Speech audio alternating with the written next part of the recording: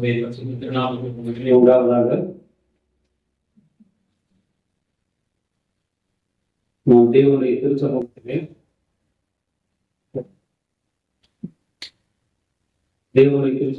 வந்து அவருடைய பாதத்திலே அமர்ந்து அவருடைய வார்த்தையை தியானிக்கும்படி தேவன் கொடுத்த இந்த நல்ல தருணத்திற்காக தேவனை துதிப்போம்.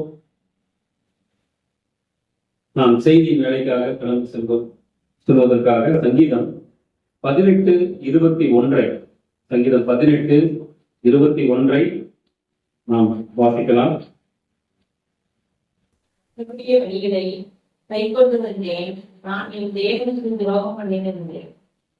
தேவனுடைய நாமத்திற்கு மகிமை உண்டாவதாக. இந்த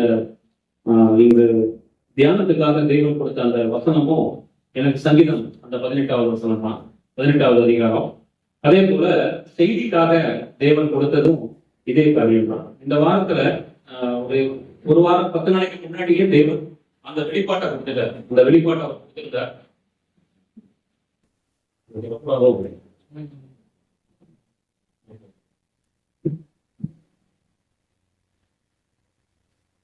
அதை குறித்து செய்திக்காக அமரும் பொழுது இந்த 18வது சங்கீதத்தை தான் தேவன் கொடுத்தார். அதுல வந்த ஒரு வசனம் அதிகமான நிலைமையில என்ன தொட்டது. அதாவது, கர்த்தருடைய வழிகளை கை கொண்டு வந்து நான் என் தேவனுக்கு துரோகம் பண்ணினது. இந்த வார்த்தையை நம்ம எவ்வளவு தைரியமா நம்ம சொல்ல முடியும்? இதை தைரியமா நம்மளால சொல்ல முடியுமா? இதே 18வது சங்கீதத்துல தான் அவர் என்ன சொல்றாருப்பா, அது பாவ அறிக்கை செஞ்சு வர்றாரு தாவீது. அப்ப தேவனுக்கு துரோகம் செய்யாத நிலைமையில ஒரு வாழ்க்கை ஒரு மனிதனால வாழ முடியும். அந்த அளவுக்கு நம்ம என்ன பண்ணணும் அப்படின்னாக்கா, நாம தைரியமான நிலைமையில முன்னேறி செல்லணும் அப்படிங்கிறதுக்காக தேவன் கொடுத்த வார்த்தை தான் இந்த வார்த்தை. இதை வாசிக்கும் போது ஒரு நிமிஷம் என் சிந்தனை வந்தது. நம்ம எத்தனை பேர் இந்த தைரியமா சொல்ல முடியும்?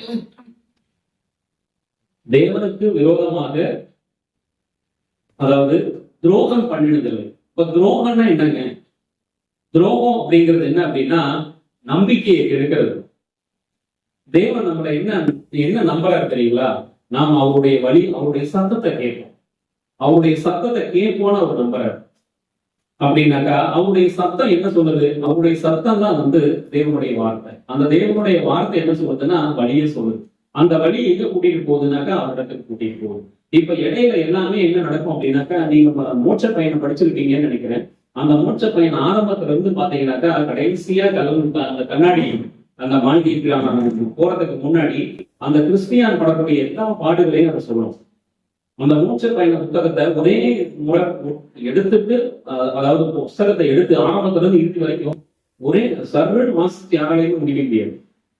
அதெல்லாம் வருஷங்கள் கடந்து சென்றது இறக்கலாம். இடையில எத்தனையோ தடவை ஒரு பிரேக்கிங் வந்தது, படிக்க முடியாத அளவுக்கு கதைகள் வந்தது. இதையெல்லாம் அதில் அப்படியே தெளிவா ஒரு கிறிஸ்தவன் ரட்சிக்கப்பட்டதுல இருந்து அவன் முன்னேறி சென்று அவன் இடையில எத்தனையோ பிரச்சனைகள் கீழே விழுதல், எத்தனையோ போராட்டங்கள், இந்த எல்லா காரியத்தையும் முடிஞ்சு கடைசியா தேவனாகிய கர்த்தருடைய முகத்தை தரிசனம் பண்றதுக்கு அவன் போய் சேர்ந்துவான். அது அப்படியே நம்முடைய வாழ்க்கை. இந்த உலகத்துல அதிகமாக வாசிக்கப்படக்கூடிய புத்தகம் எது அப்படின்னாக்கா தேவனுடைய பரிசுத்த வேதாகமம் தான். அதே மாதிரி முதலாவது அச்சடிக்கப்பட்டதும் பரிசுத்த வேதாகமம் தான். தமிழ்ல அச்சடிக்கப்பட்ட போது அதெல்லாம் நாங்க போய் பார்த்துட்டு வந்தோம். இங்க தரங்கம்பாடியில சீகன்பாலுடைய அந்த இடத்துல இது எல்லாமே இருக்கு. நான் அதாவது கிட்டத்தட்ட ஒரு 3 முறைக்கு பக்கமா நான் போயிருக்கேன். அங்க போய் அந்த கடல்ல மண்ணுல காலை வைக்கும் பொழுது வந்த எமோஷனல் ஃபீலிங் என்ன தெரியுங்களா? அந்த மண்ணை அப்படியே இழுத்து பார்த்தேன். இங்கேயோ இருந்த ஒரு மனுஷன் நம்ம நாட்டுக்கு நம்மளுடைய மொழியை கத்துக்கிட்டு நம்ம அந்த வேதத்தை படிக்கணும்னு படாத பாடுபட்டு அந்த மிஷினை கொண்டு வரதுக்கு அவர் பட்ட பாடு அதை விட பெருப்பாடு. அப்ப அதுவும் இல்லாம அப்ப நெய்யறதுக்கு வச்சிட முடியாது. அந்த இடத்துக்கு எங்களுக்கு பிரிண்டிங் பண்ணி காமிச்சுட்டு அந்த பொண்ணு அந்த புள்ளி வச்சு எடுத்தாங்க வரல. அப்படிங்கும் பொழுது எல்லா நிலைமையிலையும் அவர் பாடுபட்டு அவர் அந்த காரியங்களை செஞ்சு வச்சிருக்காரு. அப்ப ரொம்ப அது ரொம்ப எமோஷனல் டச்சிங்கா இருக்கு. அப்ப இது எல்லாமே இருக்காக, இது எல்லாமே நான் ரட்சிக்கப்பட வேண்டியது. ஒவ்வொருவரும் நம்முடைய இருதயத்துல நாம சொல்ல வேண்டிய விஷயம் என்னன்னாக்கா, இது எல்லாமே நான் ரட்சிக்கப்படணும்னு தேவன் விரும்புகிறார். என்னுடைய சொந்த மொழியில எனக்கு வேதாகமம் கிடைக்கும். எவ்வளவு பெரிய பாக்கியம்! இன்னும் வேதாகமம் சொந்த மொழியில இல்லாதவங்க எத்தனையோ பேர் வெறும் செவிவழி செய்தியா கேட்கறதா இருக்கு. இன்னும் ட்ரைபல் லாங்குவேஜஸ், நிறைய ட்ரைபல் லாங்குவேஜஸ்க்கு எழுத்து கிடையாது. இன்னமே நம்ம பேசக்கூடிய சில கன்னடங்கள், பேச்சுமொழி கன்னடம், பேச்சுமொழி தெலுங்கு, இப்ப பேசக்கூடியது, அதாவது தமிழ்நாட்டில் பேசக்கூடியது எழுத்து கிடையாது. ஒரிஜினல் கன்னடா, ஒரிஜினல் தெலுங்குலாம் எழுத்து இருக்கு, லிட்டரலா இருக்கு. இப்படி இருக்கும் பொழுது கர்த்தருக்கு வழியை ஆயத்தம் உங்களுடைய பாதைகளை செவ்வை பண்ணுங்கள் என்று வனாந்திரத்தை கூப்பிடுகிற சத்தமாக யோவான் ஸ்நானகன் அங்கே வனாந்திரத்தை கூப்பிடுகிறார். கர்த்தருக்கு வழியை ஆயத்தம் பண்ணுங்க. இதான் கர்த்தருக்கு பேசுறேன். வழி ஆயத்தம் பண்றதுன்னா என்ன? அவருக்கு பாதைகளை செவ்வை பண்ணுங்க அப்படிங்கிறதா என்ன அப்படிங்கிறத குறிச்சுதான் தேவன் என்னோட கூட ஈடுபட்டார். அந்த காரியத்துக்கு தான் புதைபொருள் பொக்கிஷமாக அதை எடுத்து வரும்படியாக சொன்னார். நான் வாசிப்போம். மார்க்கு 1:3. மார்க்கு 1:3. கர்த்தருக்கு வழியை ஆயத்தம் அவருக்கு பாதைகளை செவ்வை பண்ணுங்கள். எங்களை வனாந்திரத்தை சத்தம் உண்டாகும் என்றும் தீர்க்கதரிசன ஆகமங்களில் கர்த்தருடைய வழிகளை கை கொண்டு வந்தேன் என்று தாவீது சொல்லுகிறார். கர்த்தருடைய வழி இங்கு வனாந்திரத்தில் கூப்பிடுகிறவருடைய சத்தம் என்னவாக சொல்லுகிறது என்றால், இங்கே அவருக்கு பாதைகளை செவ்வை பண்ணுங்க. இப்ப என்னன்னா, அந்த வழியெல்லாம் சரி பண்ணு. அந்த வழி என்ன பண்ணு? சரி பண்ணு. சரி பண்ணீங்கன்னா தான் என்ன பண்ண முடியும்னா, நடந்து வர முடியும். நீயும் அதில் நடக்க முடியும், கர்த்தரும் அதில் நடந்து வர முடியும். அப்ப 2 பேரும் இணைஞ்சு நடக்கணும் அப்படின்னாக்கா, அந்த வழியில என்ன இருக்கக்கூடாது அப்படின்னாக்கா, கல்லு, மண்ணு, தூசி, எந்த ஒரு காரியம், மேடு, பள்ளம், இது எதுவுமே இருக்கக்கூடாது. தொடர்ந்து வாசிப்போம். ஏசாயா 40:3. ஏசாயா 40:3 இப்படியாக சொல்லுகிறது. கர்த்தருக்கு வழியை ஆயத்தப்படுத்துங்கள். பாதையை செவ்வை பண்ணுங்கள் என்றோம். இந்த 2 வசனங்களும் சொல்லக்கூடிய விஷயம் என்ன அப்படின்னாக்கா, பாதையை, அதாவது அந்த வழியை ஆயத்தப்படுத்துங்க அப்படின்றாரு. ஆயத்தப்படுத்துறதுடைய நோக்கம் என்னன்னா, நம்ம சரியானபடி அதை பிரயாணம் பண்ணணும். தேவனுடைய நம்முடைய கிறிஸ்தவ ஜீவியமானது எப்படின்னாக்கா, ஒரு ஓட்டப்பந்தயத்துக்கு ஈக்குவலா சொல்லப்பட்டிருக்கு. அந்த ஓட்டப்பந்தயத்துக்கு ஈக்குவலா அது சொல்லப்பட்டிருக்கு. அது என்ன ஓட்டம் அப்படின்னா, தடகள ஓட்டம். அதாவது ரிலேன்னு சொல்லுவோம். மணிக்கணும் அந்த தாண்டி ஓடுவோம் இல்லையா, அது அப்டக்கிள்ஸ் இருக்கிறது. ஹடல்ஸ் ஹடல்ஸ் சொல்லக்கூடிய அந்த தாண்டி போற வழியில பாத்தீங்கன்னா, அதை தாண்டி ஓடுறதுக்கு அந்த தடைகள் வச்சிருப்பாங்க. அதை ஸ்பீடாவும் ஓடணும், அதே நேரத்துக்கு அதை என்ன பண்ணணும், தாண்டியும் போகணும், எல்லாத்துக்கும் முன்னாடியும் நம்ம ஓடணும். இப்படியாக அதே மாதிரி நம்ம ட்ராக்கு கரெக்டா போகணும். இப்படி எல்லா நிலைமையிலையும் அவன் சரியான நிலைமையில என்ன பண்ணணும்னாக்கா, கவனமா ஓடணும். அப்படிங்கிறது போல ஒரு ஓட்டப்பந்தயம் நமக்காக நியமிக்கப்பட்டிருக்குது. வாசிப்போம். எபிரேயர் 12:1. எபிரேயர் 12:1 இப்படியாக சொல்லுகிறது. ஆகையால் வேகம் போன்ற திரளான இத்தனை சாட்சிகள் நம்மை சூழ்ந்து கொண்டிருக்க, வாரமான யாவற்றையும் நம்மை சுற்றி நெருங்கி நிற்கிற பாவத்தையும் தள்ளிவிட்டு விசுவாசத்தை துவக்குகிறவரும் முடிக்கிறவருமாய் இருக்கிற இயேசுவை நோக்கி நமக்கு நியமித்திருக்கிற ஓட்டத்தில் பொறுமையோட ஓடக்கிறோம். அதாவது கவனமா இருக்கணும்னா, நமக்கு நியமிக்கப்பட்டிருக்க கிறிஸ்தவ ஜீவியத்தை தாறுமாறா ஓடியிருக்கிறது. எப்படி தாறுமாறா ஓடுறது? ஏசாயா 30:21 இப்படியாக சொல்லுகிறது. நீங்கள் வலது மன்னிக்கணும். ஏசாயா 40:4 இப்படியாக சொல்லுகிறது.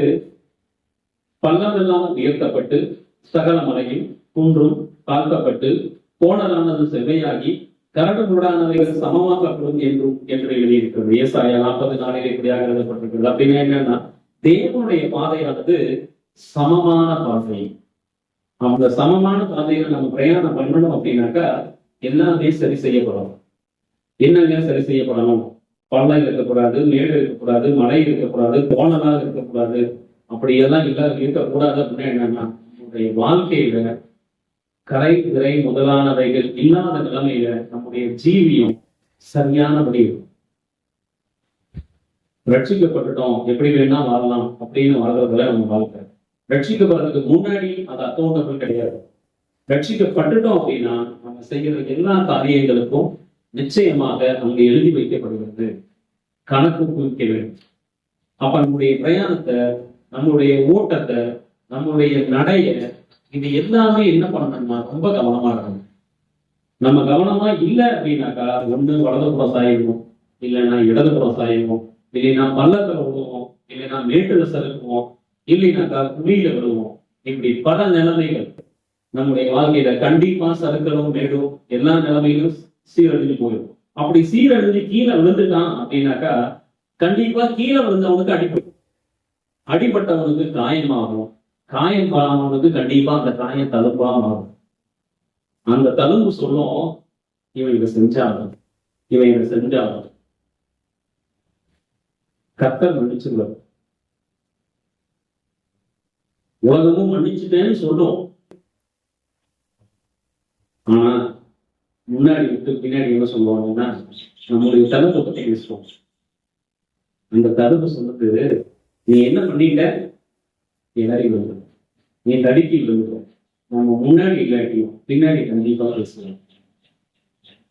அதுதான் தெய்வம் ஒருவர் மாத்திரமே மன்னிக்கக்கூடியவரும் மறக்கக்கூடியவருமாக இருக்கிறார். ஆனா மனுஷன் அப்படின்னு நாம் சாகர வரைக்கும் மட்டும் இல்ல, நாம செத்ததுக்கு அப்புறமும் சொல்லுவான், இவன் இதை பண்ணுனா, உனக்கு தெரியுமா, அவனை பத்தி அவன் யாருன்னு தெரியுமா, அவன் என்ன பண்ணுனான்னு தெரியுமா, இவன் என்ன பண்ணுனான்னு தெரியுமா.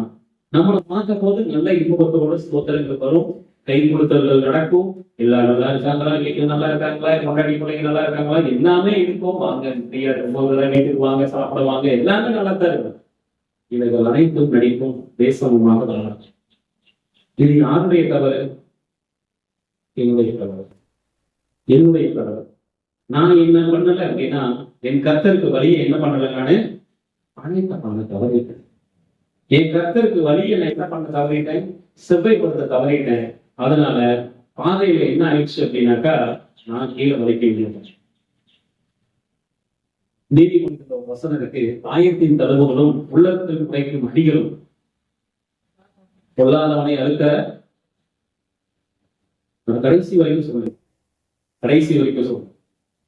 பள்ளமெல்லாம் உயர்த்தப்பட்டு சகல மலையும் குன்றும் தாழ்த்தப்பட்டு போனெல்லாம் அந்த செவ்வையாகி கரடும் உடானவைகள் சமமாக்கப்படும் என்று ஏசாயா சொல்லியிருக்காரு. 40 சொல்லியிருக்காரு. சமமாக்கப்பட வேண்டும், சமமாக்கப்பட வேண்டும். அது சமமாக்கப்படலை அப்படின்னாக்கா நீ கண்டிப்பா பண்ணுவ. அது சமமாக்குறது எப்படி? இதோ உன்னிடத்துல கொடுக்கப்பட்ட ஆயுதங்கள், பரிசுத்த வேதாகமத்தினுடைய சத்திய வசனங்களை நீ சகல நிலைமையிலும் அதை கச்சையாக, அதை கவசமாக, அதை தலைச்சீராவாக நீ தரித்துக் கொண்டு நடக்கும் பொழுது, ஒரு பிரச்சனை வரும் பொழுது, உனக்கு ஒரு சோதனை வரும் பொழுது, உனக்கு ஒரு பாடு வரும் பொழுது என்ன பண்ணணும்னு உனக்கு தெரியும். நீ அதை பண்ண தவறிட்ட அப்படின்னாக்கா கண்டிப்பா அடி உனக்குதான் வரும். ஒரு அடி அடிச்சா மறைஞ்சிருப்பாங்க, ஆனா ஒரு சொன்னா காலத்துக்கு மறையாது. நம்ம பிள்ளைகளை தெரியாத அடிக்கும் முடிக்கும். ஒரு குறிப்பிட்ட வயசு வரைக்கும் அந்த பிள்ளைங்களுக்கு ஒண்ணும் தெரியாது. ஒரு குறிப்பிட்ட ஏஜுக்கு அப்புறம் நம்ம அடிக்கும் பொழுது கேட்பாங்க, ஆனா நம்ம அடிச்சது கூட பெருசா நம்ம அடிக்கிறதுக்கு தோணாது, ஆனா திட்ட ஆரம்பிக்கும். வாய் வார்த்தைகளான பிள்ளைகளை காயப்படுத்தும். அதாவது சத்தம் போடுறது வேற, திட்டுறது வேற. என் ஸ்டூடெண்ட்ஸ் நான் எப்பயுமே திட்ட மாட்டேன்டா அப்படின்னு சொல்லுவீங்க, சார் நீங்க திட்டிருக்கீங்க. இல்ல திட்டுறது வேற, சத்தம் போடுறது வேற. சத்தம் போடுறது அப்படிங்கிறது என்னன்னா அடக்கிறது. அவங்களை நம்ம கண்ட்ரோலுக்கு கொண்டு வரது. இது அவங்கள ஹர்ட் பண்ணாது. ஒரு டீச்சிங் ப்ரொஃபஷன்ல இருக்கிற எல்லா டீச்சர்ஸுமே பேசாத, சத்தம் போடாத அப்படி இப்படின்னு கத்துவாங்க. கத்துறது பையனை காயப்படுத்தாது. அதே நேரத்துக்கு தகாத வார்த்தைகளால, நம்ம சொல்லக்கூடாத வார்த்தைகளாக நம்ம யாரை திட்டினாலும் சரி, யாரை பேசினாலும் சரி, அதை மனசுல தச்சு முடியும், ரொம்ப தச்சு. அதனால இது ரொம்ப முக்கியமான விஷயம். கண்டிப்பா என்ன பண்ணோம் அப்படின்னாக்கா பயங்கரமா காயம் பண்ணிடுவோம். இந்த காயம் யாருக்கு? அந்த காயம் யாருக்கு? நான் கீழே விழுந்தவனுக்கு தான் காயம், கீழே விழுந்தவனுக்கு தான் வலியும், கீழே விழுந்தவனுக்கு தான் வேதனையும். நான் மறுபடியும் சொல்றேன், நாம சாகிற வரைக்கும் அல்ல, நாம செத்தாலும் பேசுவோம் மனுஷன். அதனால உங்களை காப்பாற்றுறதுக்கு ஒரே ஒரு வழி உண்டு, அந்த வழியை செவ்வாய் பண்ணணும். நம்ம எல்லாம் காப்பாற்றப்படணும்னா நம்முடைய பாதைகளை செவ்வாய்ப்போம். நம்முடைய கர்த்தருக்கு வழியை நீங்க ஆயத்தப்படணும். அவன் உங்களிடத்துல செயல்படுறதுக்கு நீங்க இதயத்துல இடம் கொடுக்கணும். அப்ப இது எல்லாம் எதனால வரும் அப்படின்னாக்கா, நீங்க எல்லாத்தையும் சரி பண்ணீங்கன்னா, எல்லாத்தையும் எடுத்து விட்டாதான் வழி தெரிய ஆரம்பிக்கும். அந்த வழி தெரியணும் அப்படிங்கிறது என்னன்னாக்கா, கண்கள் திறக்கப்படும். தியானங்களை கூட கர்த்தர் அந்த வார்த்தையை தான் சொல்லுவாங்க, என் இருளை வெளிச்சம் மாற்றணும். சில நேரங்களில் தேவன் ஒரே மாதிரி நடத்துவோம், என் இருளை வெளிச்சமாக்கணும். அப்ப எனக்கு என்னன்னா, அந்த வழியை சுத்தம் பண்ணும் போது இதான் பார்ப்பாங்க.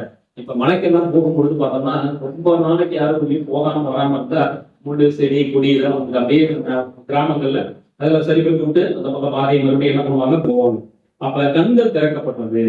கண்கள் திறக்கப்படுறதுன்னு என்னன்னா, வேத வசனம் படிக்கும் பொழுது தேவன் நம்மோடு கூட பேசக்கூடியது. தேவன் நம்ம கிட்ட பேசுறது அவர் எப்பயுமே பேசுவார்கள். ஒரு விஷயத்தை நம்ம நல்லா புரிஞ்சுக்கணும்.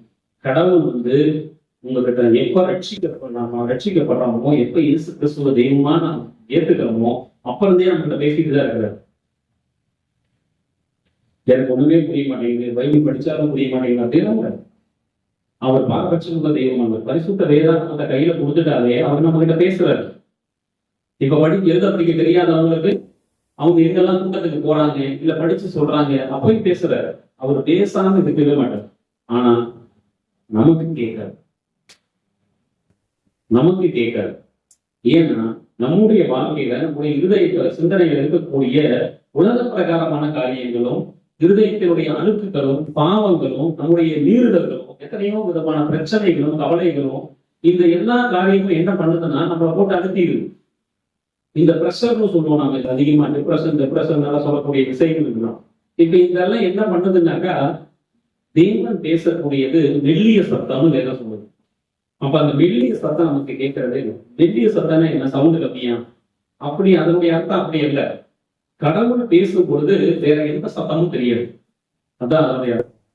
அதனாலதான் அதிகாலையில வேதத்தை வாசிக்க சொல்லி பைபிள்லயே சொல்லப்பட்டது. அப்ப காலையில என்ன, காலையில புதிதா இருக்கிறதுக்கு என்ன காரணம்னா, காலையில நீங்க ஆரம்பிக்கும் போது வேதத்தை கூட நீங்க ஆரம்பிச்சிருக்கீங்க போது உங்களுக்கு எல்லா விதமான நாட்கள் என்ன பண்ணுதுன்னா புதிதானவைகளை கூட அன்றைய தினங்கள் உங்களுக்கு கொண்டு வரது காரணம் வேத சத்திய வார்த்தை.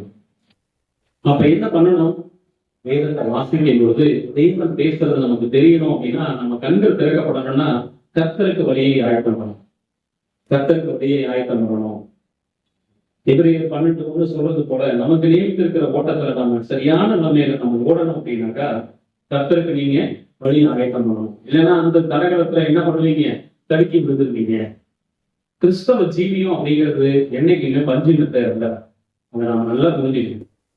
ரட்சிக்கப்படுறதுக்கு முன்னாடி நீங்க 1000 போய் பேசுவோம். பிரச்சனை இல்லைன்னா இந்த யாரை வேணா ஏமாத்தலாம், என்ன பண்ணலாம், அடுத்தவங்களை புளி பறிக்கலாம், எல்லாமே செய்யலாம். ஏன்னா அவன் பாவத்தை மட்டும்தான் செய்யணும், அவனுக்கு அதுதான் தெரியும். ஆனா ரட்சிக்கப்பட்டதுக்கு அப்புறம் பாவி கணக்கில் நம்ம வளர்றது கிடையாது. ஆனா பாவியினுடைய உடம்புலதான் இருக்கிறாங்கிறத மறந்துவிடணும். பாவி கணக்குல நம்ம வர்றதில்லை, ஆனா பாவியினுடைய உடம்புலதான் இருக்கும். இந்த மாமிசம் பாவத்தை தான் செய்யணும்னு வேதம் தெளிவா சொல்லுது. ஆவிக்கு விரோதமாக மாமிசமும், மாமிசத்துக்கு விரோதமாக ஆவியும் என்ன பண்ணுது அப்படின்னா போராடுறதுக்கு பவுல் எழுதி வச்சிருக்காரு. நான் நல்லது செய்யணும்னு ஆசைப்படுறேன், ஆனா நன்மை செய்கிறது எங்கிடத்துல வாசம் இல்லைன்னு சொல்லுவார். வாசமாக இல்லை அப்படின்னாக்கா என்கிட்ட அந்த சுபாவமே இல்லையா அப்படின்னா, உங்களுடைய சுபாவங்கள் ரோமர்ல நாம வாசிக்கிறோம் நாட்டோலிகமாக சொல்லுது. அதாவது சுபாவத்துக்கு விரோதமானவைகள் முடிக்கப்பட்டு, அதாவது சம்பந்தம் இல்லாதது ஒட்ட வைக்கப்பட்டது. இது ஒளிவு மரம். ஒளிவு மரத்துல இருக்கக்கூடிய சில கிளைகள் முடித்து போடப்பட்டிருக்க, முடிச்சு போட்டுட்டு நம்மள போய் அதை ஒட்ட வைக்கிறார். அப்ப அந்த ஒளிவு மரத்தினுடைய வேருக்கும் சாரத்துக்கும் நம்மள பங்காளியாக்குறாரு. அப்ப நம்முடைய சுபாவமே முதல்ல என்னன்னாக்கா பரலோகத்தை குறித்து சிந்திக்கிறது கிடையாது. அது சிந்திக்காது. அது என்னைக்குமே இந்த பூமியை நோக்கிதான் உங்களுக்கு சயின்ஸ் பிரகாரம் புவியீர்ப்பு சக்தி நம்ம படிச்சிருக்கோம். எதை தூக்கி போட்டீங்கன்னாலும் கீழே தான் வரும், மேல இருந்து குதிச்சாலும் கீழே தான் வரும். நம்ம மேல வர மாட்டோம். அப்படிங்கும்போது பூமிக்கு என்னைக்குமே இருக்கிற சக்தி இருக்கு. இது சயின்ஸ். அதே போல இந்த பூமியானது ஆதாமினுடைய மீறுதல்னால சபிக்கப்பட்டுச்சுங்கிறது நம்ம மறந்துடக்கூடாது. பூமி சாபத்தை வாங்குது. ஆனால் ஆதாமினுடைய நிமித்தம், அதான் அதிகாரம் 3வது அதிகாரம் வாசிக்கும் போது தெரியும், நிமித்தம் பூமி சபிக்கப்பட்டிருக்கு. அப்ப சபிக்கப்பட்டதுனால இந்த பூமியில இருக்கிற யாருமே நிம்மதியா இருக்க முடியும். நல்ல நிம்மதி, சமாதானம், சந்தோஷம், நல்ல தூக்கம், இது எல்லாமே கடவுள் கொடுக்கலாம். இது எதுவும் காசு கொடுத்து வாங்க முடியாது. நான் சோசியல் சயின்ஸ் நடத்தும் போது அதுல ஒரு question 10th money cannot give all things, justify this statement அப்படின்னு போட்டு போகணும். எனக்கே ஆச்சரியமா இருக்கும். உலகத்துல எக்கனாமிக்ஸ்ல வளரும் மணி cannot buy give all the things அப்படிங்கிறது இந்த ஜஸ்டிஃபைடு ஸ்டேட்மெண்ட் போட்டு. அது என்ன அப்படின்னாக்கா, நாம வேதத்துல வாசிக்கக்கூடியதை அவன் பதிலாக கொடுத்திருக்கான். அவங்க எல்லாமே அரசுக்காரங்க, எல்லாமே சிபிஎஸ்இ போர்ட்ல இருக்கக்கூடிய அந்த கவுன்சில் ஆஃப் மெம்பர்ஸ் எல்லாமே அங்கிருக்கும். எல்லாம் அரசுக்காரங்க. அவனையும் சொல்றாங்க, உனக்கு தூக்கத்தை ஆக முடியாது, சந்தோஷத்தை வாங்க முடியாது, நிம்மதியை வாங்க முடியாது, நல்ல சமாதானத்தோட ஒரு வாழ்க்கையை வாழ முடியாது. இது எல்லாமே என்ன பண்ண முடியாதுன்னா பணத்தினால நீ வாங்க முடியாது இந்த பூமியில. ஆனா பணம் தான் இந்த உலகத்துல முக்கியம் அப்படின்னு உலக மனுஷன் மட்டும் இல்ல, கிறிஸ்தவமும் ஓடிக்கிறார், இன்னமே ஓடிக்கிறார். நல்லா புரிஞ்சுக்கணும், பணம் என்பது கிறிஸ்தவனுக்கு தேவையை தவிர அது அவனுடைய வாழ்க்கை அல்ல. நமக்கு என்ன தேவை என்று தேவன் அறிந்திருக்கிறார். அதே மாதிரி நமக்கு தேவைக்கு மீறி கொடுத்தாக்கா அது நமக்கு ஆபத்தான முடியும். இது பழையப்பட்ட புத்தகங்கள்ல நம்ம வாசிச்சிருக்கோம். ஆயுசனால கூட்டி கேட்டவன், காசுக்காக ஊழல் தீர்க்கதரிசி, இவங்களுடைய வாழ்க்கையெல்லாம் நீங்க பாத்தீங்கன்னா, ஆராய்ச்சி பாத்தீங்கன்னா சீரழிஞ்சு போயிடும்.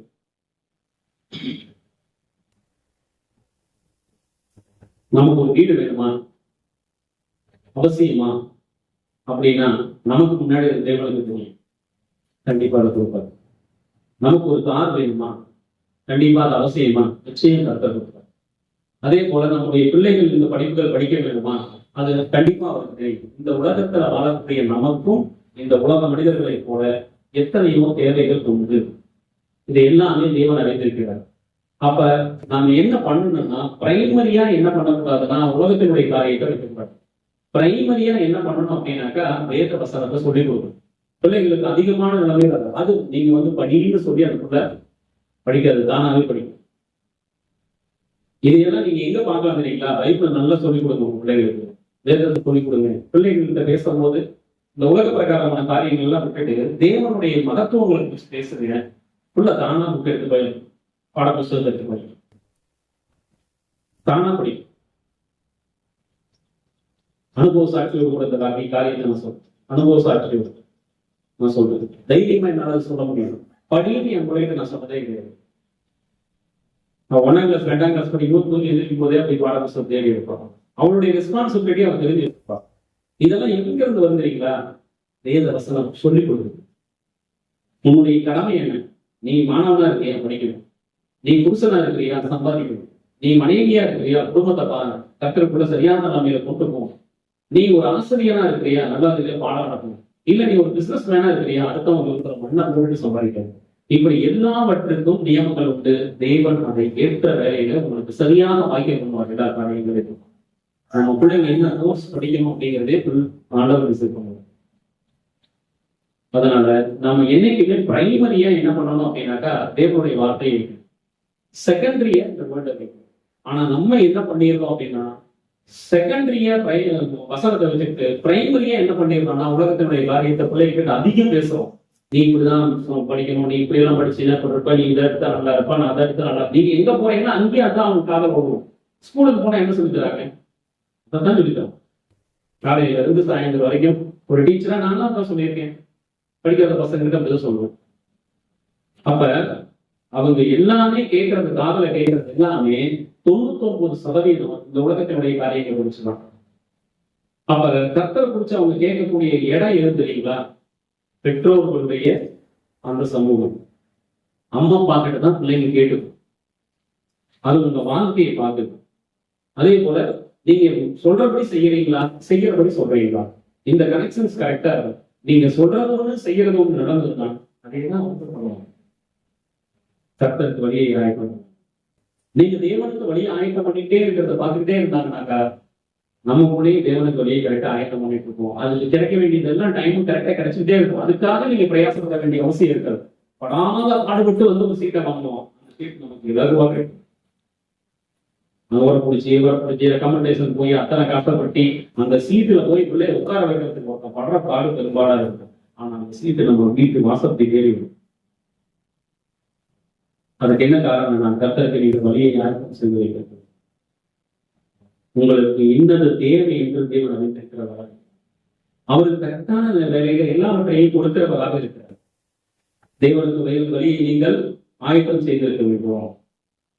சரி, தேவனுடைய பாதைகள் எப்படி இருக்கும் அப்படிங்கிறத பற்றி நாம் பார்க்கும்போது அதே இப்ரேயர் 12:2-4 வரைக்கும் வசனம் சொல்வது இப்படியாக, இப்ரேயர் 12:2-4, அவர் தமக்கு முன் வைத்திருந்த சந்தோஷத்தின் பொருட்டு அவமானத்தை இல்லாமல் சிலுவையை சகித்து தேவனுடைய சிங்காசனத்தின் வலதுபாகத்தில் வீட்டிருக்கிறார்.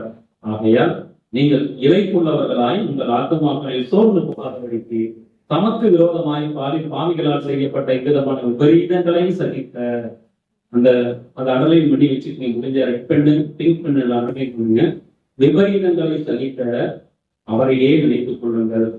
அடுத்தது பாவத்திற்கு விரோதமாய் போராடுகிறதுன்றதை பிங்க் அடலையும் பண்ணிக்கங்க.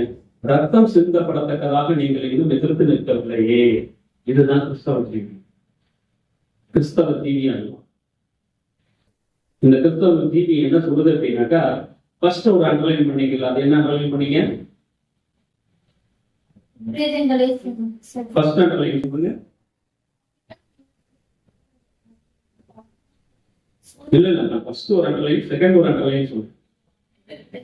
விபரீதங்களை தவிர்த்த அப்படின்னா கிறிஸ்தவ ஜீவியர்கள் நீங்க என்ன பார்ப்பீங்க? விபரீதங்கள். அது இங்கிலீஷ்ல யாராவது சொல்ல முடியுமா? இங்கிலீஷ் பைபிள் ஏதாவது இருக்கா? போன்ல இருக்கு பண்ணுங்க. அந்த விபரீதங்கள்ங்கிற வார்த்தைக்கு சரியான முக்காபுலரி என்ன போட்டிருக்கு?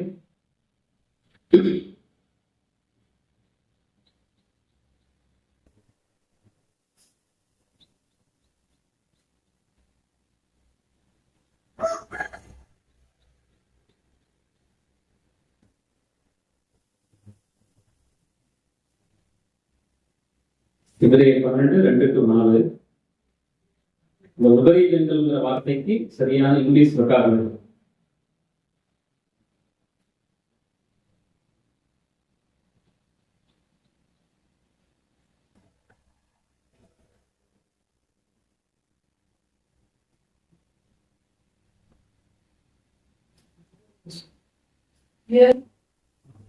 என்னது? So that you will not grow really good spots. Spelling என்னது? W-E-L. BL. BL. Right, okay. அப்ப அந்த சகித்த அவரையே இல்ல, அதுக்கு முன்னாடி பாருங்க. பிஎலுக்கு முன்னாடி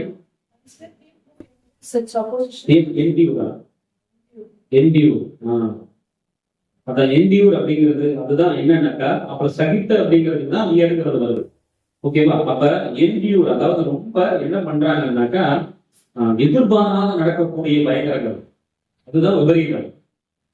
எதிர்பாராத நடக்கக்கூடிய காரியங்கள் அப்படி கண்டிப்பா கிறிஸ்தவ ஜீவிதம் நமக்கு நடக்கும். அதே நேரத்துக்கு பாவத்துக்கு விரோதமா நீங்க போராடுறதுக்கு ரத்தம் சிந்தப்படத்தக்கதாக நீங்க என்ன பண்ணணும் அப்படின்னாக்கா, எதிர்த்து நிற்கும். இது எங்க நடந்ததுன்னு தெரியுமா? இந்த செகண்ட் அனலைன் பண்ணது கல்வாரி சிலுவையில். கல்வாரி சிலுவையில் அது நடந்தது. இயேசு கிறிஸ்துவ எதுக்காக நடிச்சாங்க? உலக பிரகாரமாக பார்க்கும்போது அவர் குற்றவாளி என்று எண்ணப்பட்டு, குற்றவாளிகளில் அக்கிரமக்காரர்கள் ஒருவராக அவர் எண்ணப்பட்டுன்னு வேதம் சொல்லுது. ஆனா உண்மையில பிப்ளிக்கெல்லாம் நாம பார்க்கும்போது என்ன சொல்லுது அப்படின்னாக்கா, அவர் எனக்காக என்ன பண்ணாரு? என் பாவத்திற்காக. அப்ப பாவத்திற்காக அவர் என்ன பண்றாரு அப்படின்னா, ரத்தம் சிந்துறாரு. ரத்தம் சிந்துற வரைக்கும் அடிச்சும் அவர் என்ன பண்ணல அப்படின்னாக்கா, வாய் பேசாது மௌனமாய் இருந்த ஆட்டுக்குட்டியை போல. அப்ப அதனுடைய உச்ச கட்டத்துக்கு யாருன்னா, கிறிஸ்து மாத்திரமே என்ன பண்ணியிருக்காருன்னா, பாவத்துக்கு விரோதமா போராடி இருக்கிறார். ரத்தம் சிந்தத்தக்கதாக அவர் போராடி இருக்கிறார். அவர் சிந்தன அந்த ரத்தத்துல எனக்கு உங்களுக்கு மீட்பு உண்டு. அப்ப இந்த போராட்டம் நமக்கு உண்டு. நல்லா புரிஞ்சுக்கணும். இந்த உலகத்துல நம்ம கஷ்டப்படுங்கிறது தேவனுடைய திட்டமும் இல்லை, சித்தமும் இல்லை. ஆனா அதே நேரத்துக்கு இந்த உலகத்தினுடைய ஓட்டத்துக்கு அப்படியே ஆப்போசிட்டா நீங்க ஓடுறீங்க.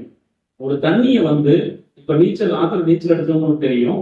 நீச்சல் நான் ஆத்துலதான் பிறந்தோம். அந்த ஏரியாவோட காவியத்துல தான் பிறந்த வளர்ந்த பள்ளிக்கூடத்துல நல்ல தண்ணி அதிகமா வரும்போது வழக்கமா இக்கரையில இருந்து அக்கறைக்கு நாங்க போவோம் விளையாடுறது. நாங்க விளையாடுவோம்.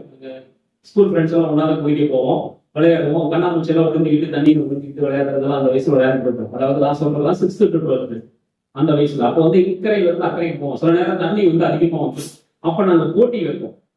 என்னன்னா யாரு அக்கறைக்கு போறது அப்படின்னு கொஞ்சம் ஏமாந்தோம்னா இழுத்துட்டு போயிடும். இப்ப எங்களுக்கு அந்த ஏரியாலாம் பழக்கன்றதுனால பிரச்சனை இல்லை. அப்படி இருக்க பொழுது அப்ப நீச்சல் வழக்கமா நாங்க அடிக்கிறத விட எப்படி நீச்சல் அடிப்போம் அப்படின்னா, ரொம்ப ஸ்ட்ரெயின் பண்ணுவோம். ஏன்னா தண்ணி ஓவர்ஃப்ளோ ஆகி வருது. ஓவர்ஃப்ளோ ஆகி வரும்போது என்ன பண்ணுன்னா, நம்மளோட என்னதான் நீங்க எனர்ஜெட்டிக்கா போனாலும் அது உங்களை இழுத்துட்டு தான் போகும். இதுல ஏதாவது புரியுது நான் சொல்றேன்? நீங்க என்ன எனர்ஜெட்டிக்கா போனாலும் வழக்கமா இருக்கிற தண்ணி இல்லை. அப்ப இழுப்பு அதிகமா இருக்கும். இழுப்பு அதிகமா இருக்கும்போது என்ன பண்ணணும் அப்படின்னாக்கா, அதிகமான நம்ம ஸ்விம் பண்ணணும். நல்ல லாங் ஸ்டெப் போட்டு ஸ்விம் பண்ணுவோம். ஸ்விம் பண்ணி அந்த இடத்துக்கு போவோம். அப்படி இருக்கும்போது சில நேரங்கள் என்ன பண்ணுவோம்னா, நான் என்ன பண்ணுவேன், தரைக்கு முடிக்கணும். அப்படியே தரையில வந்து பாத்தீங்கன்னா இடுப்பு இருக்காது, இடுப்பெல்லாம் மேலதான் இருக்கு என்னைக்குமே. தரையில போய் தரையை பிடிச்சி போவோம். அப்போ வந்து மூச்சு தடுக்கட்டக்கூடிய அளவுக்கு என்ன இருக்குன்னாக்கா, நம்ம அந்த அளவுக்கு ப்ராக்டிஸ் பண்ணிருக்கோம். 1 2 3 4 எல்லாம் சொல்லி மூச்சு தடுக்கட்டி பயிற்சி எடுக்கணும். அந்த மூச்சு தடுக்கட்டி பயிற்சி எடுக்கிறதுனால என்னன்னா, தரையை கொண்டு போவேன்.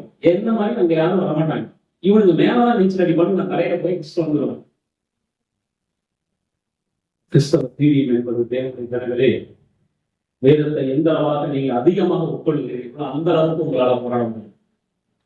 இல்லைன்னா கண்டிப்பா நீரினுடைய போக்கிற்கு கண்டிப்பா நம்ம இழுத்துட்டு போயிடும். உலகம் போகக்கூடிய பிரகாரமாக நம்முடைய ஜீவியமும் ஈஸியா என்ன பண்ணணும்னாக்கா இழுத்துக்கிட்டு போயிடும். ரொம்ப கவனமா இருக்கும், ரொம்ப கவனமா இருக்கும். கர்த்தருக்கு வழியை அவருக்காக பாதையை சிரமம் பண்ணுங்க. அவருடைய சத்தத்தை கேளுங்க. அவர் என்ன பேசுறாருன்னு உட்கார்ந்து கேளுங்க. அவர் என்ன சொல்றாருன்னு கேளுங்க. உங்களுடைய ட்ராக் எதுன்னு பாத்துக்கீங்க. ஓடும் பொழுது அந்த ட்ராக் போட்டு வச்சிருப்பாங்க. கரெக்டா அந்த ட்ராக் என்னதான் வேகமா ஓடி ஃபர்ஸ்ட் வந்தாலும் அந்த ட்ராக்ல கரெக்டா வந்துடணும். அந்த ட்ராக்ல வந்து நீ உங்களுடைய ஹிட்டிங் பாயிண்ட் டச் பண்ணாதான் நீ வெற்றி எடுத்துதான் அர்த்தம். நான் ஃபர்ஸ்ட் எல்லாம் வந்துட்டேங்க அப்படின்னாக்கா, நீ 3வது ட்ராக்ல நீ 1வது போக வேண்டிய 3வது ட்ராக்ல வந்துருந்தேன்னா உனக்கு பரிசுங்க. அதுக்கு பேர் கவனிச்சதுல எல்லாவற்றிலும் கவனமா இருந்து நீ என்ன பண்ணணும்னாக்கா ஓடணும். அப்ப ஓடுறதுக்கு அந்த பலன்லாம் எங்க வரணும்? பயிற்சி. அந்த பயிற்சிங்கிறது பயிற்சி செய்யக்கூடிய ஞானத்தினால நமக்கு எல்லா ஞானமும் கிடைக்கும். அது வேதத்தில் அனுபவம் வாசிக்கும். ஒருவேளை சாப்பிடாம கூட இருக்கலாம், பைபிள் படிக்காம இருக்கும். பைபிள் படிக்காம இருக்கிறனால் உங்களுக்கு ஆபத்துன்னு நினைச்சீங்க. பைபிள் படிக்காம இருக்கிறனால் உங்களுக்கு ஆபத்துன்னு நினைக்கிறேன். அன்னைக்கு நாள் எதுவுமே உருப்படியா நடக்காது. காலையில எந்திரிச்சு சொன்னா நம்ம ஜெபம் போடுவோம். இன்றைய நாளுடைய காரியங்களை அதே மாதிரி நம்ம இங்கே கிளம்பும் போது ஜெபம் பண்ணிட்டு கிளம்புறோம். நம்ம பாதுகாப்பான பிரயாணம், நம்ம வாகனத்துல போறோம், சொந்த வாகனத்துல போறோம், பஸ்ல போறோம், ட்ரெயின்ல போறோம். அப்ப என்ன பண்ணணும்னா வாகனத்தை ஆண்டு கொண்டிருக்கோம். முன்னும் பின்னமாக இடைகட்டி பாதுகாத்துக் கொள்ளுங்கள். நாம கரெக்டா போனாலும் எத்தாலும் சரியா இல்லைன்னா நிறைய விபத்துகள் நிற்காத புதுசா பள்ளிக்கூடத்துக்கு கோவப்படுத்தி நடந்துட்டு இருக்கு. ஒரு பெரிய ஒரு 4 நாளைக்கு முன்னாடி கூட போயிட்டு இருந்தது சதுர திருப்பிட்டாரு. கார் அங்கிருந்து வேகமா வந்து 3 நாள் பெட்ல இருந்து நேற்று நியூஸ்ல இறந்து பண்றோம். அதே மாதிரி அங்கிருந்து வரலாம், அதே மாதிரி இங்க இருந்து போலாம் ஈரோட்டுக்கு. ஆனா சேலத்துல இருந்து வரவங்க பாளையம் ஏன்னாக்க விபத்து நடக்கும். அந்த பிரிட்ஜ் கட்டுறதே அப்படிதான் கட்டியிருக்காங்க. ஆனா இங்க இருந்து எல்லாம் ஏறி வருவாங்க. இப்ப அங்க இருந்து வர்றவன் இங்க இருந்து இவன் ஏறி போறதே தப்புதான். அப்ப வர்றவன் வேகமா வந்துட்டான், அடிச்சு சதறி ஏகப்பட்ட ஆக்சிடென்ட்ஸ். போலீஸ் எவ்வளவோ அந்த பேரிகேடு கீழே வரைக்கும் வச்சுட்டாங்க. ரோடு கொட்டம்பக்கு வரைக்கும் கூட நிறுத்துவாங்களாட்டு. அவங்களால முடிஞ்ச எல்லாம் முயற்சி செய்யறாங்க. நேரத்தெல்லாம் நிறுத்தி ஃபைன் போட்டுட்டு இருந்தாங்க. ஆனாலும் வர்றவன் சரியா வரல, நாம சரியா போனாலும் என்ன நடக்கும்? விபத்து நடக்கும். அப்ப நாம நம்முடைய ஓட்டத்தை என்ன பண்ணணும்? பொறுமையோட ஜாக்கிரதையா போகணும். நாம யாரு கூட சேரணும், யாரு கூட சகவாசம் வச்சிருக்கோம், யாரு கூட பேசுறோம், யாரு கூட அதிகமா நம்ம பழக்காட்ட இருக்கு, இது எல்லாம் ரொம்ப கவனமா இருக்கும். சேருவாரோட சேராம தப்பான ஆட்களோட சேர்ந்துட்டோம் அப்படின்னு என்ன ஆகும்? அந்த அன்பு ஐக்கியமும் நம்மள சீரழிக்காம கூடாது. நீ என்னதான் பைபிள் படிக்கிறவனா இருந்தாலும் உன் ஐக்கியம் தான் வரும். அப்படி மாறாகிய கிறிஸ்துவோட இருக்கும். நீ சேரக்கூடாதவங்களோட சேர்ந்தா அவன் பேச்செல்லாம் நமக்கு நல்லா இருக்கிற மாதிரியே தான் இருக்கும். நாம படிக்கிறத நம்ம படிச்சிட்டோம், ஆனா ஐக்கியத்தை தப்பா வச்சுட்டோம் அப்படின்னாக்கா கண்டிப்பா அதை நம்ம சீரழிச்சிடும். அவங்க சொல்றதெல்லாம் கேட்போம், இல்லைன்னா அவங்க மனசு கஷ்டப்படும் அப்படின்னு சொல்லிட்டு என்ன பண்ணுவோம்? அவங்க சொல்றதெல்லாம் நம்ம கேட்போம். அதனால அது மட்டும் இல்லாம இந்த ஓட்டத்துல நாம சந்திக்க வேண்டியது என்னன்னாக்கா, நல்லா கவனிச்சு பாருங்க. அந்த அவர் தமக்கு முன் அந்த வசனத்தினுடைய எல்லா காரியங்களையும் நம்ம எடுக்கும் பொழுது இந்த ஜீவி ஓட்டத்துல அவமானம் இருக்கு, இழைப்பு இருக்கு, சோர்வு இருக்கு, விரோதம் இருக்கு, விபரீதம் இருக்கு, பாவத்துக்கு எதிராக போராட்டத்துல நீங்க ரத்தம் சிந்த வேண்டியது.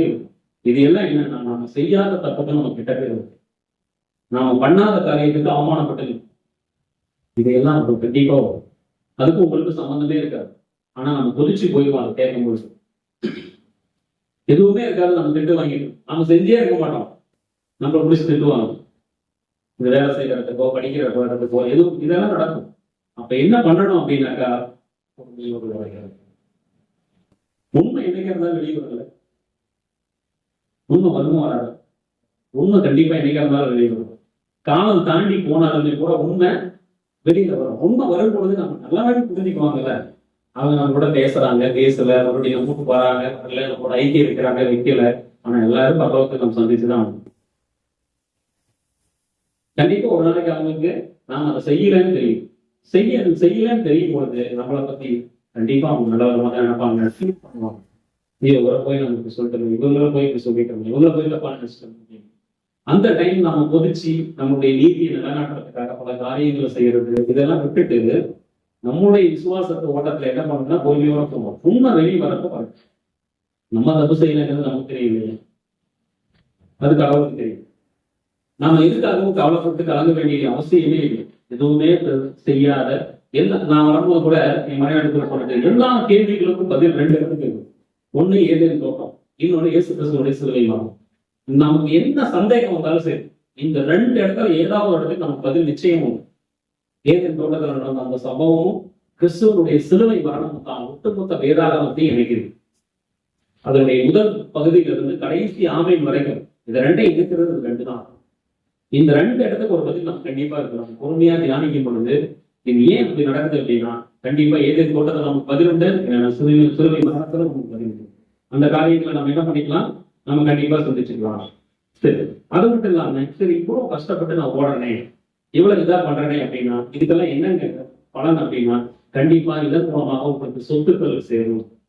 சொத்து அப்படிங்கிறது நான் என்ன சொல்றேன்னாக்கா, இந்த உலகத்தினுடைய ஆசீர்வாதங்கள் அல்ல.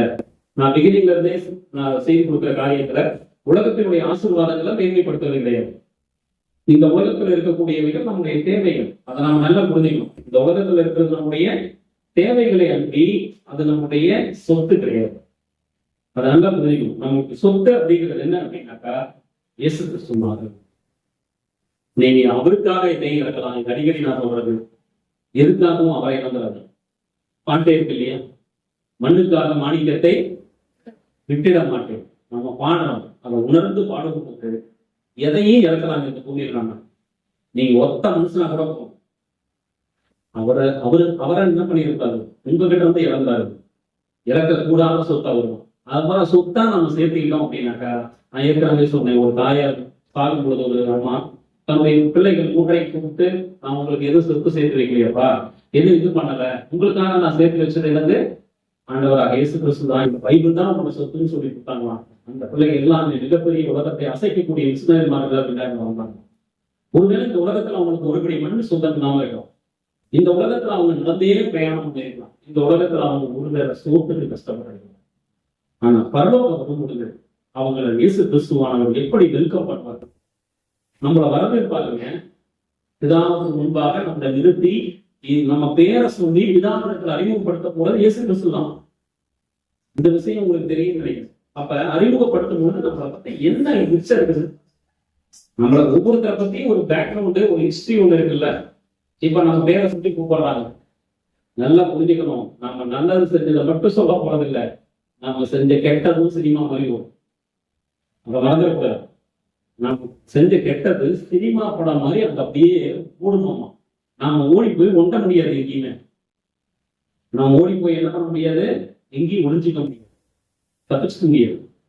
எல்லாரும் பார்ப்போம், எல்லாருமே அதை பார்ப்பாங்க. அப்படிங்கும்போது ரொம்ப கவனமாக நம்ம என்ன பண்ணணும், இருக்கணும். நம்முடைய ஜீவியத்தை ரொம்ப கவனமா நம்ம இருக்கணும். அப்ப நமக்கு சொத்து அப்படின்னா அந்த இயேசு கிறிஸ்துவான நமக்கு மற்றதெல்லாம் தேவை. நான் முதலே சொன்னேன், உங்களுக்கு வீடு இருக்குன்னா கண்டிப்பா கொடுப்பாருங்க. இது எத்தனை சதுரடியோ எவ்வளவு எத்தனை மாடிகளோ கண்டிப்பா உண்டு. இல்ல உங்களுக்கு படிப்பாகட்டும், உங்களுக்கு வாகன போக்குவரத்து ஆகட்டும், வேறு எது சில காரியங்கள் ஆகட்டும், கண்டிப்பா செய்யணும். நமக்கு செய்யாம யாரும் செய்யணும். கண்டிப்பா நமக்கு நல்ல கல்வி உண்டு, சொல்லம் உண்டு, எதிர்காலம் உண்டு, நம்ம பிள்ளைகளுடைய எதிர்காலம் உண்டு. எதையும் நம்ம தவிக்க விட்டு வேடிக்கை பார்க்கிறவர்கள் நம்முடைய, நம்மளை அளவிட்டு வேடிக்கை பார்க்கிறவர்கள் நமக்கு. கண்டிப்பா ஒரு ஆற்றுக்கு ஒரு தேற்றுவருமாக இருக்கிறார். சங்கீதம் 16:5 படியாக சொல்கிறது, கர்த்தர் என் சுதந்திரமும் என் பாத்திரத்தின் பங்குமானவர். 16:5 என் சுதந்திரத்தை தேவனே காப்பாற்றுகிறேன். அது மாத்திரமல்லாம எரேமியா புலம்பல் புத்தகம் 3:24 சொல்லுது, கர்த்தர் என் பங்கு, என்று என் ஆத்துமா சொல்றது. ஆகையால் அவரிடத்தில் நம்பிக்கை கொண்டிருப்பேன் அப்படின்னு வசனம் சொல்றது. சங்கீதம் 16:5, எரேமியாவின் புலம்பல் புத்தகம் 3:24. இது எல்லாமே என்ன சொல்லுது அப்படின்னாக்கா, ஒருபோது நீங்க என்ன பண்ணிடுறாங்க, கடவுளை இழந்துறாருங்க அப்படின்னு சொல்லுது. அவர் தானே உங்களுடைய சுதந்திரம். சுதந்திரம்னா என்ன தெரியுங்களா? சுதந்திரவாளின்னு சொல்லுவாங்க. புதிய ஏற்பாட்டுல சுதந்திரவாளிங்கிறது தெரியுங்களா? இது அவருடைய சுதந்திரம். அவர் என்னுடைய சுதந்திரவாளி அப்படின்னா என்னன்னா, என் சொத்துக்கெல்லாம் சொந்தக்காரன்னு அர்த்தம். என்னுடைய எல்லா சொத்துக்கும் வாரிசு. இப்ப எல்லா ப்ராப்பர்ட்டியும் அடுத்தது நீங்க சொந்தமாக்கிக்கணும் அப்படின்னாக்கா, உங்க வீட்டுல குடியிருந்துக்கலாம். ஆனா முறப்பிரகாரம் உங்க அப்பாவுக்கு அப்புறம், உங்களுடைய தாத்தா பாட்டிக்கு அப்புறம் உங்களுடைய சொத்து உங்க கைக்கு வரணும் அப்படின்னாக்கா என்ன பண்ணணும்னா, வாரிசு சர்டிபிகேட் நீங்க முறையா சப்மிட் பண்ணி முறையா அதெல்லாம் நீங்க மாத்தணும் அரசாங்கத்தின் அடிப்படையில். அப்ப இது என்ன, இதெல்லாம் வாரிசு சர்டிபிகேட் என்ன சொல்றதுன்னா, என் சொத்துக்கு சொந்தக்காரன் யாரு? என் பிள்ளை. என் பிள்ளைக்கு அடுத்தது என் சொத்துக்கு சொந்தக்காரங்க அப்படின்னு வேதம் தெளிவாக சொல்லுகிறது. இந்த காரியத்தை பார்க்கும்போது அப்ப சுதந்திரவாளி அப்படிங்கும் பொழுது என்ன அப்படின்னாக்கா, அது சொந்தக்காரங்கன்னு அர்த்தம். அதாவது அந்த சொத்துக்கு இங்க சொல்றது சங்கீதத்துல கர்த்தரின் சுதந்திரம். கர்த்தரின் சுதந்திரம்.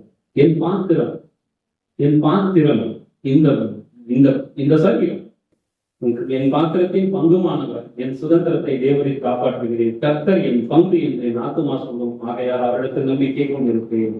இப்படியாக தேவன் நீதியானவர் எல்லா நிலைமையிலும் நமக்கு காப்பாற்றுகிறதா இருக்கு. இப்ப 2 காரியங்கள் வசனங்கள் மட்டும் தான் வாசிக்க போறேன். மனுஷனுடைய வழிகள், கர்த்தரின் வழிகள் அப்படின்னு சொல்லிட்டு, அந்த மனுஷனுடைய வழிகள் நீங்க நோட் பண்றதுன்னா நோட் பண்ணிக்கோங்க. நீதிமொழிகள் 5:21, நீதிமொழிகள் 16:2, நீதிமொழிகள் 5:21, நீதிமொழிகள் 16:2, நீதிமொழிகள் 14:12, நீதிமொழிகள் 14:12,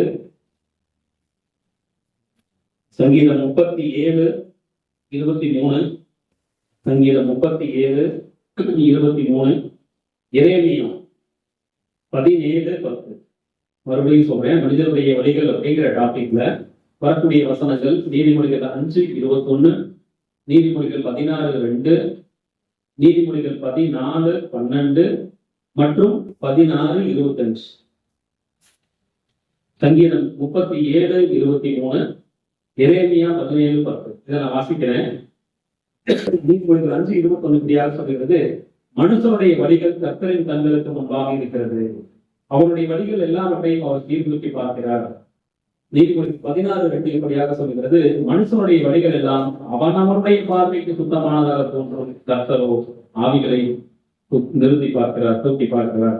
நீதிமொழிகள் 14:12 மற்றும் 16:25 இப்படியாக சொல்கிறது, மனுஷனுக்கு செம்மையாய் தோன்றுகிற வழி உண்டு, அந்த முடிவோ மரணம். சங்கீதம் 37:23 சொல்றது, நல்ல மனுஷனுடைய நடைகள் கர்த்தரால் உறுதிப்படுத்தப்படும். அவனுடைய வழியின் மேல் அவர் பிரியமாயிருக்கிறார். கர்த்தருக்கு வழியை ஆயத்தப்படுத்துகிறது.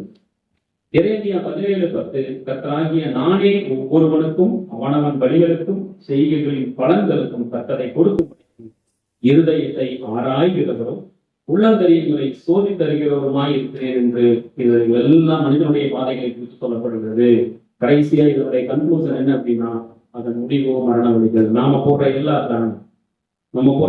பிளானும் கடைசியா எங்க கொண்டு போய் நிறுத்துது அப்படின்னா, ஒரு முற்றுப்புள்ளியில நிறுத்திடுது.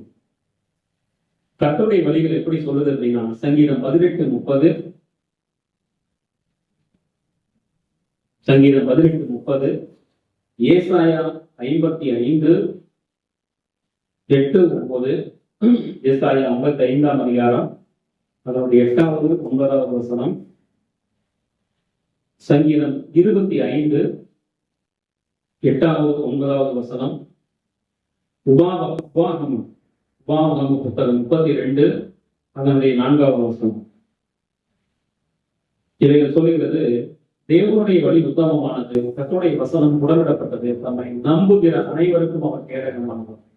என் நினைவுகள் உன் நினைவுகள் அல்ல, என் வழிகள் உங்கள் வழிகள் என் வழிகளும் அல்ல என்று கர்த்தர் சொல்கிறார். பூமிக்கு வானம் உயர்ந்திருக்கிறது போல உங்கள் வழிகளை பார்க்கலும் என் வழிகளும், உங்கள் நினைவுகளை பார்க்கலும் என் நினைவுகளும் உயர்ந்திருக்கிறது. கர்த்தர் நல்ல ஒரு புத்தகமாயிருக்கிறார். ஆகையால் பாவிகளுக்கு வழியை தெரிவிக்கிறார். சாந்த குணமுள்ளவர்களை நியாயத்திலே நடத்தி சாந்த குணம் உள்ளவருக்கு தம்முடைய வழியை போதிக்கிறார். உபாகமம் இப்படியாக சொல்லுகிறது, அவர் கண்மலை, அவர் கிரியை உத்தமம், அவர் வழிகள் எல்லாம் நியாயம், அவர் வஞ்சனை இல்லாத உண்மையுள்ள தேவன், அவர் நீதியும் சபையுமானவர் என்று அவருடைய நீதியை வெளிப்படுத்துகிறதாக இருக்கிறது. இது எல்லாமே என்ன சொல்றதுன்னா, கர்த்தருக்கு வழியை ஆயத்தப்படுத்துங்கள் என்று சொல்கிறது. இது இதெல்லாம் ஓகே. இப்ப கடைசியாக நம்முடைய ஜெபம் எப்படி இருக்கணும் அப்படின்னாக்கா, சங்கீதம் 25:4, சங்கீதம் 119, 105, சங்கீதம் 25:4, சங்கீதம் 119, 105 அடிப்படையில் நம்முடைய ஜெபம் இருக்கணும். அதாவது, கர்த்தாவே உமது வழிகளை எனக்கு தெரிவித்தரலும், உம்முடைய பாதைகளை எனக்கு போதித்தரலும், உம்முடைய வசனம் என் கால்களுக்கு தீபமும் என் பாதைக்கு வெளிச்சமுமாய் இருக்கிறது என்று நம்முடைய ஜெபம் அப்படியாக இருக்க வேண்டும். அதுக்கு என்ன பதில் வரும் அப்படிங்கிறதே நீதிமொழிகள் 3:5-6. நீதிமொழிகள் 3:5-6 ஆவியானவர் நமக்கு கொடுக்கிறது பதில் என்னன்னா, உன் முழு இருதயத்தோடும் கர்த்தரில் நம்பிக்கையாயிரு, உன் சொந்த பக்தியின் மேல் சாயாதீரும், உன் வழிகள் எல்லாம் அவரை நினைத்துக் கொள், அப்பொழுது அவர்கள் பாதைகளை செவ்வைப்படுத்துவார். இப்பதான் கண்குழுக்கள் வரும். வழிகளை ஆயத்தப்படுத்துறது, செவ்வைப்படுத்துறதுன்னா என்னன்னா, நம்ம இஷ்டத்துக்கு நம்ம நடக்காம இருக்கிறது, நம்மளுடைய இஷ்டத்துக்கு நம்ம நடக்காம இருக்கிறது. நம்ம இஷ்டத்துக்கு சில பேர் சொல்லுவாங்க, எனக்கு எது சரிப்படுதோ நான் அதை செய்யறேன், எனக்கு எது சரிப்படுதோ அதை நான் செய்யறேன் அப்படின்னு சொல்லி நம்ம என்ன பண்ணுவோம், சொல்லுவோம். அப்படின்னா நான் செய்யறதெல்லாம் கரெக்ட் தான் அப்படின்னு நம்முடைய வழிகளை நியாயப்படுத்துவான். வேதம் தெளிவா சொல்லுது, நம்முடைய நடைகளை உறுதிப்படுத்துகிறது கர்த்தர் தான். அவர் உறுதிப்படுத்தாம நம்ம என்ன பண்ணிடக்கூடாது, நாம் அதை செஞ்சிடக்கூடாது. அதனால இதுக்கப்புறம் நீங்க எல்லாமே சரி பண்ணிட்டீங்க, ஒரு பாதையில நீங்க நடக்கிறீங்கன்னா இதுக்கப்புறம் தான் உங்களுக்கு சந்தோஷத்தை கர்த்தர் வச்சிருக்காரு. அதாவது, அவர் வாசல்களின் தாழ்பால்களை பலப்படுத்தி உன்னிடத்தில் உள்ள உன் பிள்ளைகளை ஆசீர்வதிக்கிறார். சங்கீதம் 147:13 ஆசீர்வாத வசனங்கள். இதுக்கப்புறம் அதெல்லாம் ஆசீர்வாத வசனங்கள். சங்கீதம் 147:13 சொல்லுது, உன் வாசல்களின் தாழ்பால்களை பலப்படுத்தி உன்னிடத்தில் உள்ள உன் பிள்ளைகளை ஆசீர்வதிக்கிறார். அதாவது, உன் வீட்டுக்குள்ள அந்நிய நேரம், உன் வீட்டுக்குள்ள கர்த்தர் வீட்டை காக்கிறார். அடுத்தது, அதுக்கப்புறம் என்னது, நம்மளுடைய பிள்ளைகள் நல்லா இருக்கும். அப்ப பிள்ளைகளை குறிச்சதான சமாதானம் வளர்ச்சியை குறித்து என்ன சொல்றதுன்னா, ஏசாயா 54:13. பிடிக்க டைம் இல்ல, நான் படிச்சு முடிச்சதை இந்த பேப்பர் என்ன தரேன், நீங்க முடிச்சிருக்கீங்க. ஏசாயா 54:13, சங்கீதம் 128:3, உபாகமம் 28:4, சங்கீதம் 128:6. இவைகள் எல்லாம் சொல்லக்கூடிய வசனம், உன் பிள்ளைகள் எல்லோரும் கர்த்தரால் போதிக்கப்பட்டிருப்பார்கள் என நீங்க சொல்லிட்டு இருக்கீங்க. உன் பிள்ளைகளுடைய சமாதானம் பெரிதாயிருக்கும், புள்ள நிம்மதியாகும். அது உங்க கண்ணுல பார்த்தீங்க. உன் பிள்ளைகள் உன் பந்தியை சுற்றிலும் ஒளிவு மர கட்டுகளை போல இருப்பார்கள். உன் கர்ப்பத்தின் கனி ஆசீர்வதிக்கிறது. உன் பிள்ளைகளின் பிள்ளைகளையும் இஸ்ரவேலுக்கு உண்டாகும் சமாதானத்தையும் காண்பாய். உன்னுடைய தலைமுறையை மாற்ற நீ வெயிட் பண்ணி உன் தலைமுறையை பார்ப்போம். அடுத்தது, சந்ததி. அவன் நித்தம் இறங்கி கடன் கொடுக்கிறான், சந்ததி ஆசீர்வதிக்கப்படும். அவன் சந்ததி பூமியில் பலப்பெருக்கும், செம்மையானவர்களின் வம்சம் ஆசீர்வதிக்கப்படும். அடுத்தது, உங்களோட தலைமுறை எல்லாமே பார்த்தாக்கா, நீங்க சரியா வேத வசனத்தை போதிச்சிருந்தீங்கன்னா அது அடுத்த தலைமுறை கண்டிப்பா கடக்கணும். உங்க பிள்ளைங்க அவங்க பிள்ளைங்களுக்கு சொல்லாம இருக்க மாட்டாங்க. ஏன்னா அவங்க யாரால போதிக்கப்பட்டிருக்காங்க, உங்களால போதிக்கப்பட்டிருக்காங்க. நீங்க போதிக்கப்பட்டது அந்த குழந்தை வாங்கி அதை அனுபவிச்சு அந்த சத்தியத்தை அடுத்த தலைமுறைக்கு என்ன பண்ணுது, கொண்டுகிட்டு போகுது. அந்த குழந்தை அடுத்த தலைமுறைக்கு கொண்டுகிட்டு போகுது. இப்படி சந்ததிகள் எல்லாம் ஊட்டியில எப்படி இருக்கும், வளர்த்து இருக்கும். வளர்த்து இருக்கும் அப்படின்னா யாருமே உங்க தலைமுறையை அசைக்க முடியாது. விசுவாசம் உங்க தலைமுறையை டச்சே பண்ண முடியாது. காரணம், வேத சத்தியம் நீங்க போதிச்சிருக்கிறீங்க. ஆதியாகமத்தில் சொல்லப்பட்டது, உனக்குள்ளும் உன் சந்ததிக்குள்ளும் பூமியின் வம்சங்கள் எல்லாம் ஆசீர்வதிக்கப்படும் அப்படின்னு சொன்னது போலவும் உன் பிள்ளைகளின் பிள்ளைகளை இஸ்ரவேலுக்கு உண்டாகும் சமாதானத்தையும் நிச்சயம் நீங்களுடைய சந்ததியை பார்க்கும். உன் சந்ததி என்ன சொல்றது, எப்படி வாழுதுங்கிறத பார்த்து சந்தோஷத்தோடு கூட உங்களுடைய ஆத்மா சமாதானத்துக்குள்ளாக இடைப்பாறுதலுக்குள்ளாக அப்படின்னு வசனம் சொல்லுது. அதுக்கு போகணும்னா அதெல்லாம் நம்ம என்ன பண்ணணும், கர்த்தருக்கு வழியை ஆயத்தப்படுத்தணும், ஒரு பாதையை சிறுவை பண்ணணும். அப்ப அதனாலதான் சங்கீதக்காரர் தாவீது தைரியமா சொல்றாரு, சங்கீதம், கர்த்தருடைய வழிகளை கை கொண்டு வந்தேன், நான் தேவனுக்கு துரோகம் பண்ணிட்டேன். அது தைரியமா நம்ம சொல்ல முடியும். அதனால இந்த காரியங்கள் எல்லாம் சிந்திச்சு தேவனுக்கு வழியை ஆயத்தம் பண்ணுவோம். நம்ம பிள்ளைகளுக்கு அதை சொல்லுவோம். தொடர்ந்து நம்ம தலைமுறைகளை காணுவோம். ஜெபித்து உலகத்தை முடிக்கலாம். கிருபையாக எங்களை நேசிக்கும் அன்பின் பரவலை ஸ்தோத்தரிக்கிறோம். மாறாத மகத்துவமுள்ள தேவனாகிய கர்த்தாவே, கிருபைகளுக்காக ஸ்தோத்திரம். ராஜா, நீ தந்த வேத சத்திய நல்ல ஆலோசனைகளுக்காக ஸ்தோத்திரம். இதோ கர்த்தாவே, அப்பா உங்களுடைய பக்தன் பாடியது போல அப்படி மண்ணுக்காக மாணிக்கத்தை விட்டுட மாட்டேன் என்றது போல அப்படி இந்த பூமிக்குடைய காரியங்களுக்காகவும் உலக பிரகாரமான ஆசீர்வாதங்களுக்காகவும் எந்த ஒரு காரியத்துக்காகவும் கர்த்தாவே அப்பா நாங்கள் உங்களை இழந்து விடக்கூடாது. ராஜா, இதோ கர்த்தருக்கு வழியை ஆயத்தப்படுத்துங்கள், அவருக்கு பாதையை செல்வைப்படுத்துங்கள் என்று பிரகாரமாகவும் இதோ நான் என் தேவனுக்கு துரோகம் பண்ணினதை அவருக்கு வழியை அழைக்க முடிகிறேன் என்று சொல்ல பாதைக்கு தரவை போக அப்படிங்கிறதுக்காக எனக்கு தைரியமாய் உங்களுடைய பாதையை நாங்கள் பிரவேசிக்கத்தக்கதாக, நீர் எங்களோடு கூட நடக்கத்தக்கதாக, எங்களுடைய வழிகளை நாங்கள் சுத்தம் செய்து கொள்ளத்தக்கதாக வேத சத்திய வார்த்தைகளை துணை நிற்பதாக. ராஜா, இதோ கொண்டு வந்த ஒவ்வொரு மக்களுக்காக ஸ்தோத்தரிக்கிறோம். இது கரைக்காக இருக்கக்கூடிய பிள்ளைகளை கர்த்தாவே நீர் தேர்தலாய் ராஜா, தேவைகள் இந்த பூமியினுடைய எல்லா தேவைகளையும் சந்திங்க.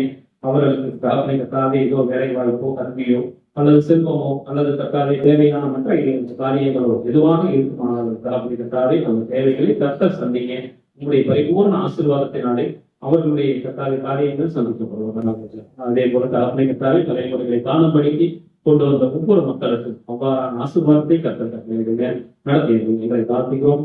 அப்பா, உங்களுடைய நாமத்தை மாத்திரங்கள் உயர்த்தினோம். எல்லாவற்றையும் கர்த்தர் ரட்சகமாய் இருக்கிற இயேசு கிறிஸ்துவின் வளர்ந்த நாமத்தினாலே ஸ்தோத்திரத்தோடு ஜெபத்தை ஏறெடுப்போம். ஜீவனோடு வருவதாலே ஆமென். ஆமென். நாட்டு மாலை கர்த்தரை ஸ்தோத்திரி, உங்களோடு பரிசுத்த நாமத்தை ஸ்தோத்திரி, நாட்டு மாலை கர்த்தரை ஸ்தோத்திரி, அவசரங்களையும் ஆமென். ஆமென்.